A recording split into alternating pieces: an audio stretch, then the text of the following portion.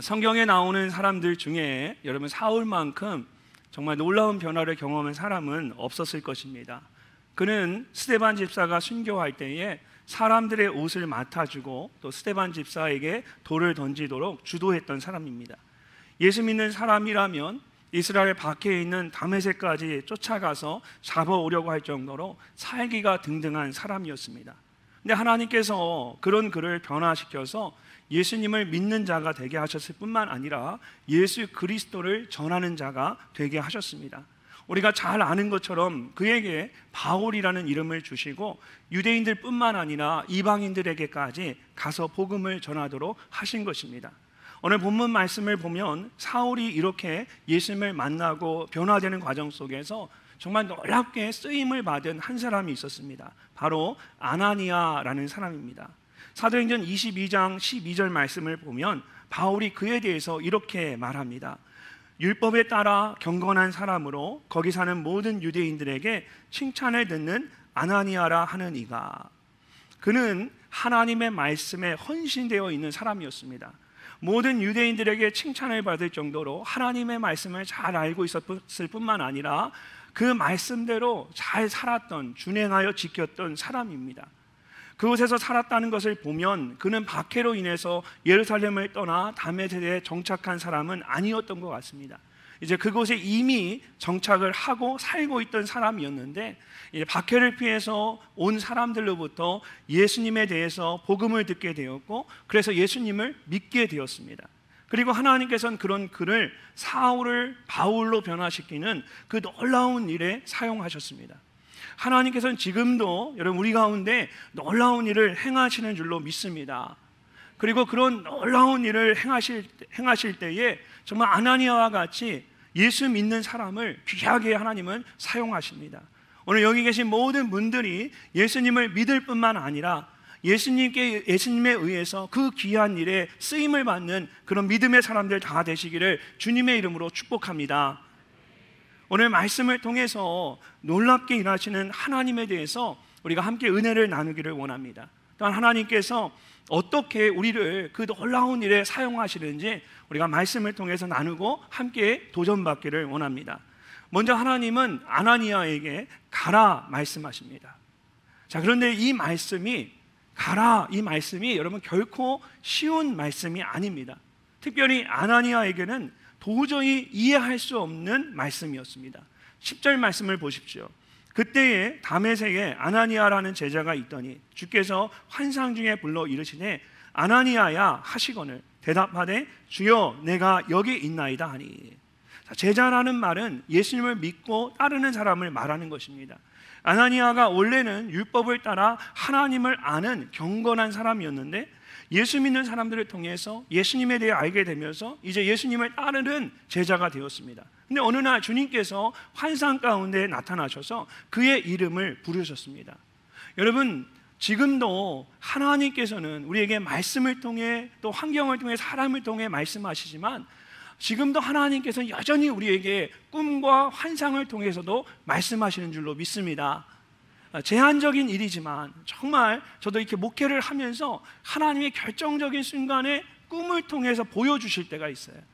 굉장히 영적으로 분별력 있게 분별해야 되지만 그런 경험들을 계속해서 하면서 하나님은 여전히 우리 가운데 꿈과 환상을 보여주시는구나, 그런 믿음이 제 안에 그런 간증이 있습니다. 그래서 저는 여러분들에게도 정말 권면하고 싶어요. 그런 꿈을 가지셨으면 좋겠습니다. 하나님, 말씀으로 사람을 통해 내게 구체적으로 말씀하시지만 하나님 때론 내게 정말 꿈을 보여주세요. 하나님 환상을 보여주세요. 하나님을 보게 해주세요. 이렇게 소원하며 기도할 때에 하나님께서 우리에게 꿈과 환상을 통해서 여전히 말씀하시는 줄로 믿습니다. 주님께서 아나니아야 라고 부르시자 주여 내가 여기 있습니다 라고 즉시 대답했습니다. 사실 이것은 결코 간단한 대답이 아니었습니다. 내가 여기 있습니다 라는 그 말 안에는 주님 말씀하십시오, 내가 듣겠습니다 라는 말과 똑같습니다. 이것은 아브라함이나 모세와 같은 그 선지자들이 하나님의 부르심에 응답할 때 했던 그런 말입니다. 자신이 하나님의 말씀에 순종할 준비가 되어 있고 하나님께서 내게 무엇을 말씀하시든 간에 내가 그대로 순종하겠습니다 라는 믿음의 고백입니다. 자, 아나니아에게는 그렇게 주님의 말씀에 순종할 준비가 되어 있었다라는 겁니다. 예수님께서 그런 아나니아에게 말씀하십니다. 11절과 12절 말씀을 함께 읽어보겠습니다. 주께서 이르시되 일어나 직가라 하는 거리로 가서 유다의 집에서 다소 사람 사울이라 하는 사람을 찾으라. 그가 기도하는 중이니라. 그가 아나니아라 하는 사람이 들어와서 자기에게 안수하여 다시 보게 하는 것을 보았느니라 하시거늘. 아멘. 이런 말씀을 잘 보세요. 아나니아가 주여 내가 여기 있나이다 라고 대답했을 때 이제 주님께서 말씀하셨는데 아주 구체적으로 아나니아에게 말씀을 하셨어요. 직가라 하는 거리로 가서 다섯 사람을 찾으라. 다섯 사람 사울을 찾으라. 근데 그가 기도하는 중이다. 담에서 오는 길에서 낮보다 더 밝은 빛 가운데 예수님을 만난 사울은 그때부터 앞을 보지 못했습니다. 그래서 사람들의 손에 이끌려서 다메섹에 와서 기도하는 중이었습니다. 살기 등등했던 과거의 모습과는 전혀 다른 모습으로 겸손하게 그가 기도하고 있었습니다. 그때 또 다른 곳에서 환상 가운데 예수님께서 아나니아에게 말씀하신 거예요. 가서 사울을 위해 안수하고 다시 볼 수 있도록 하라는 것입니다. 그러자 아나니아가 몹시 당황합니다. 13절 말씀을 보면 우리가 가진 개역 개정에는 없지만 사실 그러나 라는 접속사로 이 말씀이 시작이 됩니다. 13절과 14절 말씀을 보십시오. 그러나 아나니아가 대답하되 주여 이 사람에 대하여 내가 여러 사람에게 듣사온즉 그가 예루살렘에서 주의 성도에게 적지 않은 해를 끼쳤다 하더니 여기서도 주의 이름을 부르는 모든 사람을 결박할 권한을 대제사장들에게서 받았나이다. 아나니아는 이미 사울에 대해서 잘 알고 있었습니다. 내가 여러 해 동안 여러 사람에게 들었다라는 말은 현재 완료형으로 되어 있습니다. 그러니까 최근에 한두 번 들은 것이 아니라 과거에서부터 지금까지 자기가 계속해서 충분히 사울에 대해서 다 들어왔다라는 거예요. 그러니까 예루살렘에서 박해를 피해 도망쳐온 사람들에게 이 사울에 대해서 얼마나 많은 이야기들을 들었겠습니까?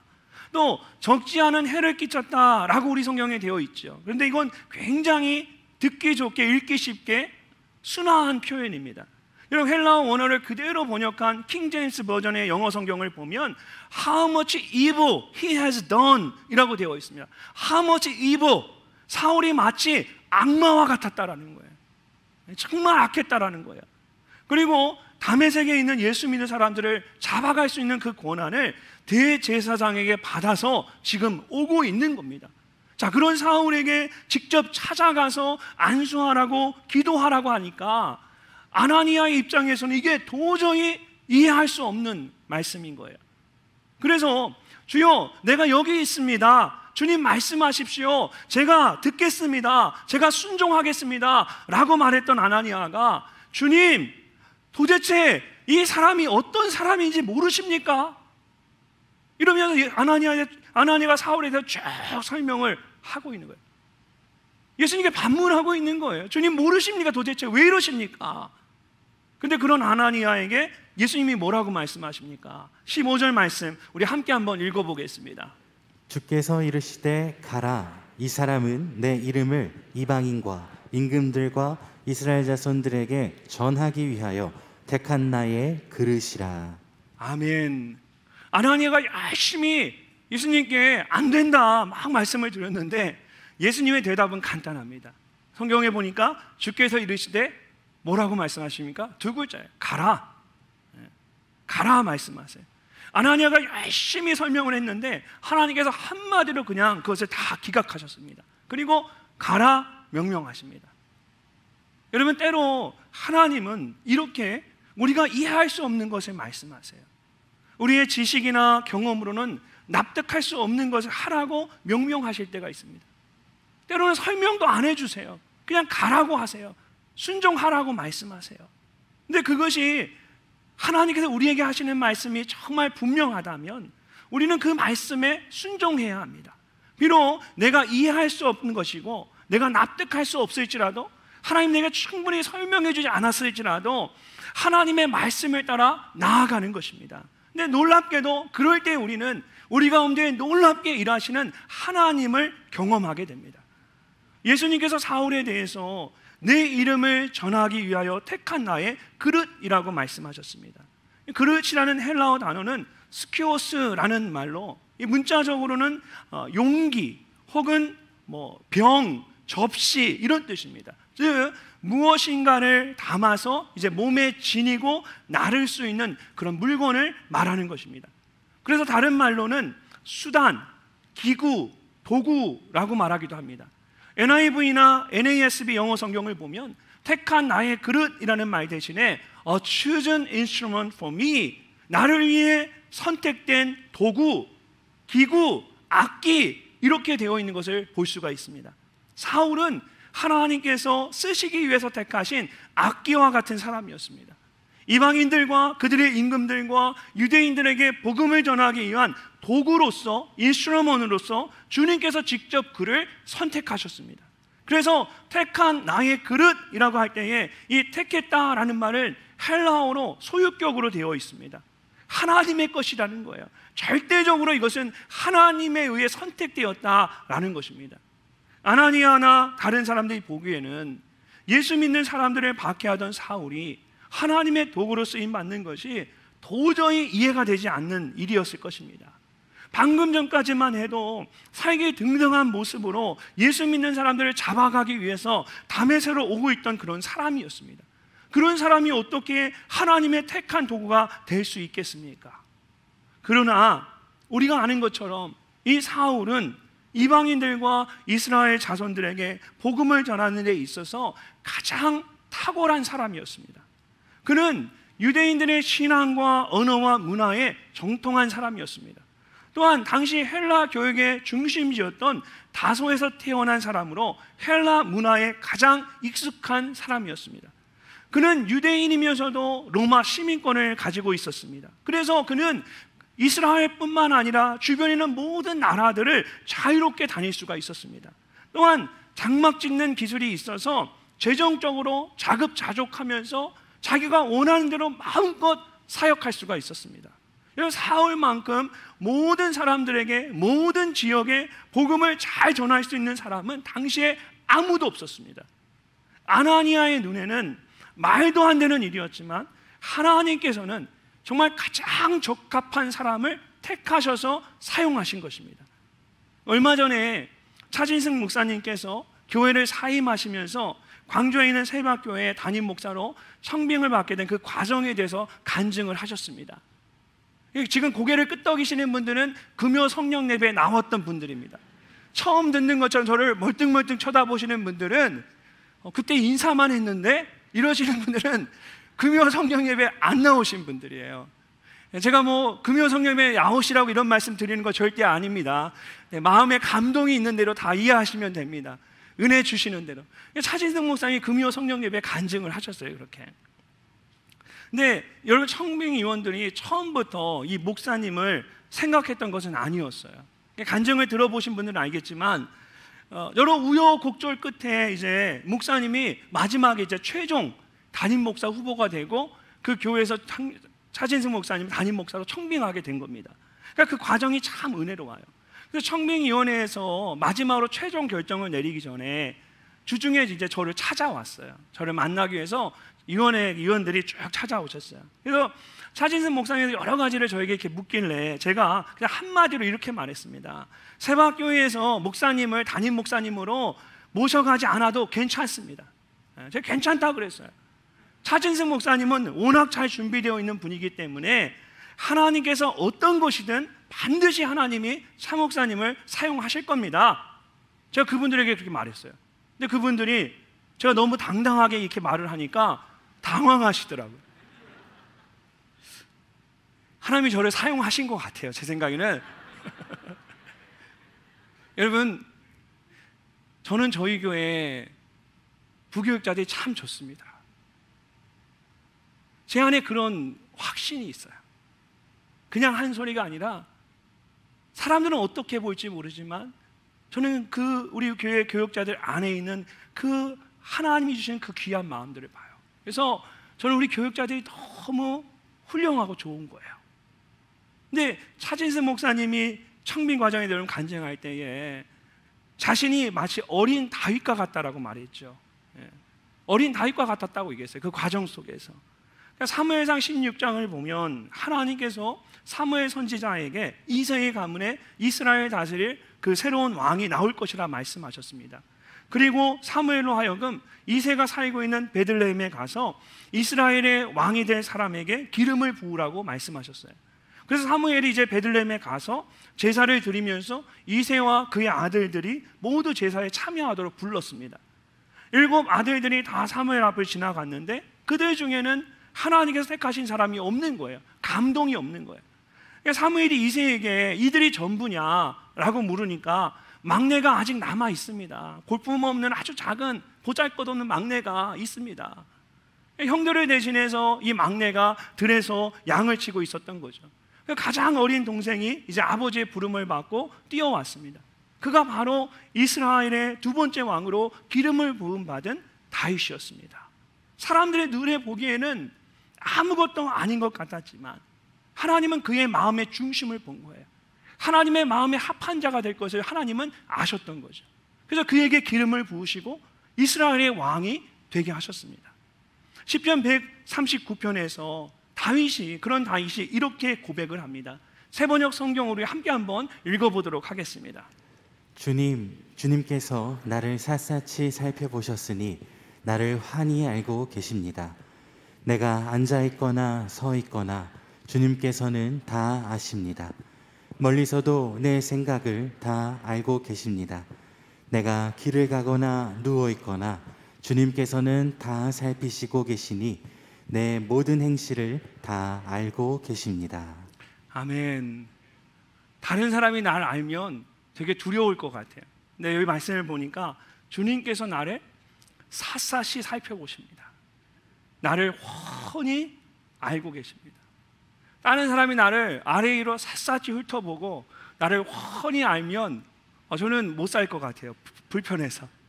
근데 주님이 나를 샅샅이 아시고 주님이 나를 훤히 알고 있다는 것이 정말 얼마나 큰 기쁨인지 몰라요. 목회를 하다 보면 정말 아닌 것 같은데 하나님이 세우시는 분이 있어요. 그리고 하나님이 놀랍게 그분을 그 일을 위해, 그 사역을 위해 사용한 걸 보게 됩니다. 그럴 때마다 깜짝 놀라요. 사랑하는 여러분, 주님께서는 누구보다도 여러분을 잘 알고 계십니다.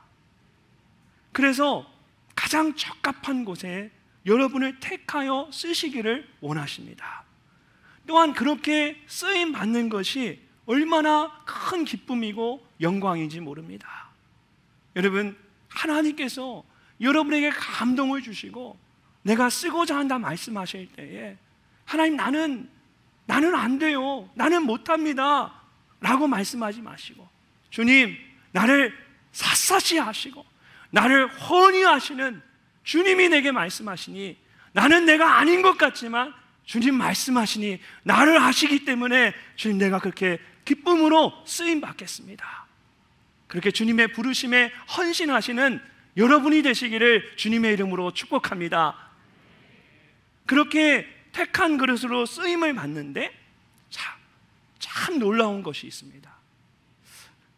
16절을 보시면 예수님께서 사울을 택한 나의 그릇이라고 말씀하시면서 16절에 이렇게 말씀을 하십니다. 그가 내 이름을 위하여 얼마나 고난을 받아야 할 것을 내가 그에게 보이리라. 왜 이러면 주님 잠깐만요. 분명히 나를 택한 그릇으로 쓰시겠다고 말씀하셨는데 그 택한 것으로 쓰시는 것이 고난 받아야 한다라고 말씀하시는 거예요. 이게 좀 이해가 안 되는 말씀이죠. 여러분, 내가 주님께서 주님의 이름을 위하여 얼마나 고난 받아야 하는지 그가 알게 될 것이다. 근데 놀라운 것은 고난 받을 것이다 말씀하시는데 이 고난 받는다라는 말을 능동태로 되어 있다라는 거예요. 고난을 받는데 능동태예요. 수동태가 아니라 여러분 능동태로 고난 받는다. 능동태라는 것은 이것이 그냥 어쩔 수 없이 억지로 다른 사람에 의해서 내가 타의로 당하는 고난이 아니라 내가 주를 위해 쓰임 받는데, 그때 고난 받는데 그 고난이 내가 기쁨으로 자발적으로 내가 원해서 받는 고난이라는 뜻입니다. 실제로 고린도후서 11장에 보면 사울이 바울이 된 후에 겪은 다양한 그 고난들에 대한 말씀이 나와요. 하나님께 쓰임 받으면서 사울이 수많은 고난들을 당했습니다.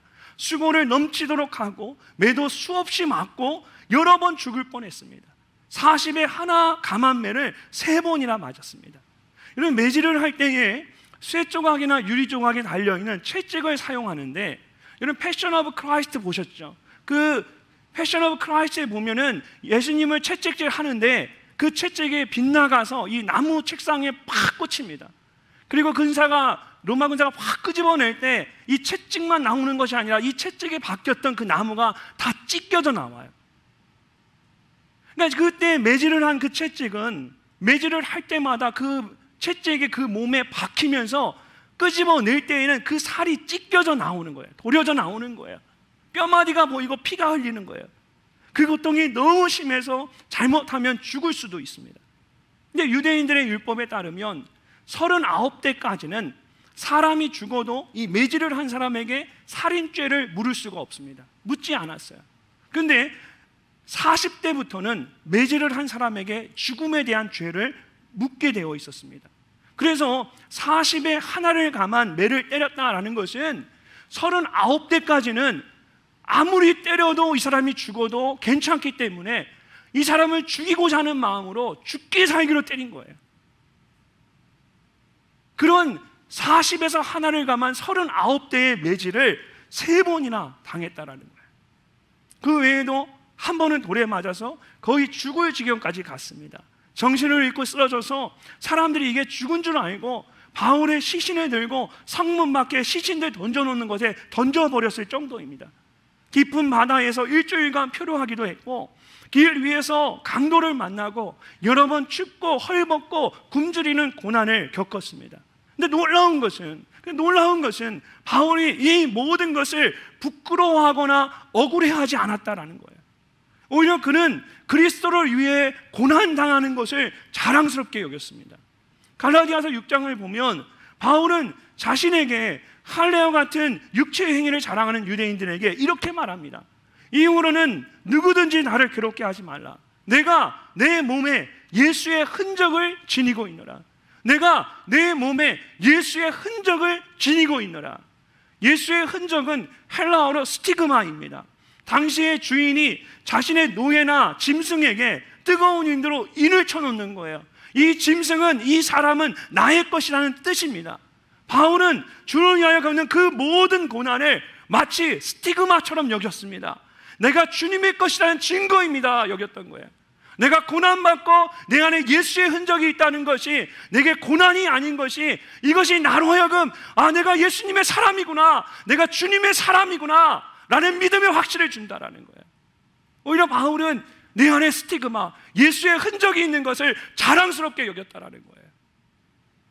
이처럼 주님의 이름을 위해 택함을 받은 자에게는 예수의 흔적이 있어야 합니다. 주님을 위해 고난받는 것을 당연하게 여기고 기쁨으로 받을 수 있어야 합니다. 예수 믿는 사람을 잡으러 다니던 사울이 주님의 택한 그릇으로 그렇게 놀랍게 쓰임을 받을 수 있었던 것은 그가 이런 영적인 비밀을 깨달았기 때문입니다. 사랑하는 내 사랑의 지체 여러분, 여러분에게는 예수의 흔적이 있으십니까? 바울과 같은 스티그마를 지니고 계십니까? 여러분, 가장 최근에 예수를 위하여 고난받는 예수의 흔적을 가진 것이 무엇이 있으십니까? 이 한 주간에 여러분의 삶 속에 예수의 흔적이 있으시기를 주님의 이름으로 축복합니다. 예수님께서 아나니아에게 가라고 말씀하시면서 그 이유를 설명해 주셨습니다. 그러자 그가 예수님의 말씀대로 사울을 찾아갑니다. 17절과 18절 말씀을 함께 읽어보겠습니다. 아나니아가 떠나 그 집에 들어가서 그에게 안수하여 이르되, 형제 사울아, 주 곧 내가 오는 길에서 나타나셨던 예수께서 나를 보내어 너로 다시 보게 하시고 성령으로 충만하게 하신다 하니, 즉시 사울의 눈에서 비늘 같은 것이 벗어져 다시 보게 된지라. 아멘. 아나니아는 자신이 알고 있는 것에 따르면 절대로 사울에게 가서는 안 됩니다. 사울은 만나서는 상종해서는 안 될 사람이었어요. 그런데 예수님께서 가라 말씀하시고 택한 나의 그릇이라고 말씀하시니까 그의 마음 가운데 깨달음과 감동이 있었습니다. 아나니아는 바로 사울에게 갔고 형제 사울아 라고 말합니다. 저는 이 말씀을 읽으면서 아나니아가 사울을 찾아가서 형제 사울아 하고 확 안아주는 모습을 상상해 봤어요. 상상이 안 되더라고요. 여러분, 만약에 예수님께서 어느 날 여러분 꿈속에 나타나셔서 말씀 속에 감동을 주셔서 여러분이 정말 싫어하는 그 사람, 신앙생활 하다 보면 이상하게 교회 와서 꼭 마주치고 싶지 않은 그 한 사람이 꼭 생기더라고요. 그런 사람이 없는 눈빛입니다. 다. 예, 꼭 이상하게 내게 가시와 같이 힘들게 하는 사람이 있어요. 근데 여러분, 그 사람을 여러분에게 찾아가라고, 이유도 없이 여러분 핍박하고 여러분 어렵게 하고 힘들게 하는 그 사람을 주님이 가라, 그도 나의 택한 사람이다 라고 말씀하시면 여러분 찾아가실 수 있겠어요? 찾아가는 건 되는데 찾아가셔서 형제님, 자매님, 그러면 정말 진심으로 안아주실 수 있겠어요? 여러분 마음 가운데 정말 가시와 같이 떠오르는 그 사람이 있다면 그 사람에게 이번 한 주 한번 연락하고 만나보세요. 찾아가 보세요. 다른 여러 말 하지 말고, 가셔서 또 따지지 마시고, 아무 말 하지 말고 사랑한다, 보고 싶었다, 형제님, 자매님, 한번 안아보세요. 사울을 형제라고 부른 것은 그를 같은 믿음의 형제라고 받아들였다라는 겁니다. 아나니아가 그를 정말 자기의 믿음의 형제로 받아들였어요. 바로 조금 전까지 예수 믿는 사람을 잡으러 다니던 살기 등등한 사울을 형제로 받아들인다. 이것은 엄청난 용기와 믿음의 결단이 필요한 일입니다. 근데 아나니아는 주님의 말씀에 순종했고 사랑으로 사울을 맞아주었습니다. 그 순간 사울의 눈에서 비늘 같은 것이 벗겨지면서 다시 보게 되었습니다. 이것은 육체적으로 보게 되었다는 의미이기도 하지만 영적으로 그가 보게 되었다라는 뜻입니다. 근데 사울은 자신의 죄를 회개하고 침례를 받았습니다. 다시 음식을 먹으며 건강을 회복했습니다. 그리고 예수 믿는 다른 제자들과 며칠 동안 함께 생활하며 지냈습니다. 마치 늑대와 양이 함께 있는 것처럼 한 번도 상상하지 못했던 놀라운 일이 일어난 것입니다. 자, 어떻게 해서 이런 일들이 일어났습니까? 아나니아가 주의 말씀에 순종함으로 사울을 찾아갔기 때문입니다. 정말 힘든데 사랑하는 형제 사울아 하고 아나니아가 하나님 말씀에 순종해서 사울을 안아주었기 때문입니다. 여러분, 하나님께서 여러분의 마음에 감동을 주실 때 그것에 순종해 보십시오. 여러분이 상상하지 못했던, 여러분이 미처 생각하지 못했던 놀라운 일들을 경험하게 될 줄로 믿습니다. 예레미야 29장 11절에서 하나님 이렇게 말씀하셨어요. 너희를 향한 나의 생각을 내가 아나니 평안이요 재앙이 아니니라. 너희에게 미래와 희망을 주는 것이다. 하나님은 절대로 우리에게 어렵고 힘든 일을 시키지 않으십니다. 우리에게 해가 되는 일을 시키지 않으십니다. 우리에게 소망이 되고 희망이 되는 일들을 보여주시고 우리에게 기쁨을 주십니다. 여러분, 하나님께 이렇게 말씀하셨어요. 너희 중에 누가 아들이 떡을 달라 하는데 돌을 주며 생선을 달라 하는데 뱀을 줄 사람이 있겠느냐. 하나님이 주시는 감동을 따라 여러분 믿고 순종하면 하나님 반드시 여러분이 생각한 것 그 이상의 기쁜 일들을, 놀라운 일들을 경험하게 하십니다. 아나니아가 사울에게 한 말을 여러분 잘 보십시오. 아나니아가 내가 왔다라고 말하지 않았습니다. 예수님께서 나를 보내어 예수님께서 너를 다시 보게 하시고 예수님께서 성령으로 충만하게 하신다라고 했어요. 이 모든 일의 주체가 누구입니까? 주님이십니다. 주님께서 모든 일을 이루고 계신 거예요. 우리는 그저 택함 받은 도구로 쓰임을 받을 뿐입니다. 여러분, 몇 주 전에 나눴던 빌립에 대한 말씀을 한번 기억해 보십시오. 그는 예루살렘 교회의 한 성도였습니다. 박해를 피해서 사마리아로 흩어졌는데, 도망쳤는데 하나님께서 그로 하여금 그곳에 복음을 전하게 하셨습니다. 성령의 감동을 따라서 가사로 내려갔는데 하나님께서 그곳에서 에티오피아의 그 국고를 책임지고 있는 니시를 만나게 하시고 그에게 복음을 전하게 하셨습니다. 하나님께서 이 모든 일을 다 이루신 것입니다.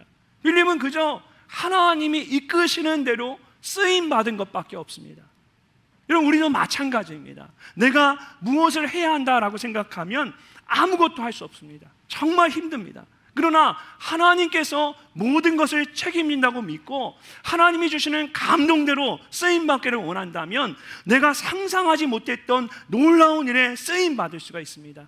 놀랍게 일하시는 하나님을 경험하게 되는 것입니다. 이것이 신앙의 기쁨이고 묘미입니다.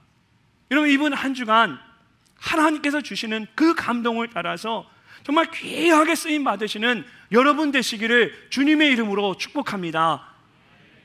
사역이 등등한 모습으로 예수 믿는 사람들을 잡으려고 가던 사울이 예수님을 만나고 완전히 바뀌었습니다.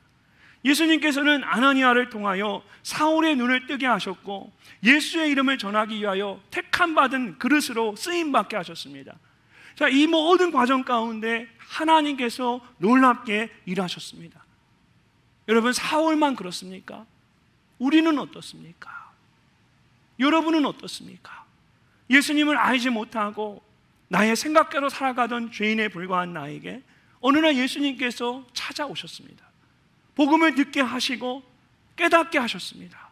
예수님을 믿고 구원받게 하시고 예수님을 위한 삶을 살게 하셨습니다.